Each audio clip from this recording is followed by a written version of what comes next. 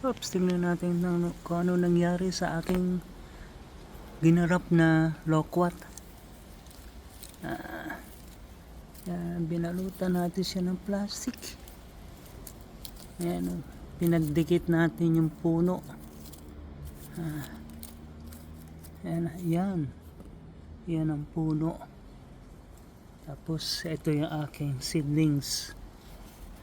Ayan ang seedlings niya, ang mataba na, oh. Taas na siya. Pero ito ang puno. Kaya puputulin natin siya rito. Putulin natin siya rito. Yan, ha. Putulin natin siya dyan.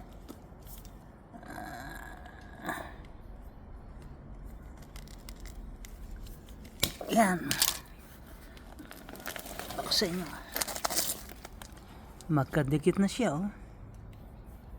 Yan, magkadikit na siya. Ngayon ito, hindi na natin kailangan yan. Putulin na natin yan. Make sure ang pinuputo nyo ay yung tamang sanga. Ito, yan, oh. Kita nyo? Kita ko sa inyo. So, yan ang aking seedlings. Ginawa kong root stock. Taas na niya, oh. Pero ito yung puno na galing dito. Galing dyan yan, oh. Bumulaklak na yan. Kita ko sa inyo, ayan, oh. Bulaklak na siya. At ito naman, mamumulaklak na rin yan. Ayan, oh. Yan, bulaklak yan. Ngayon, hindi na natin kailangan to sangang to. Ayan, oh. Putulin natin yan. Putulin.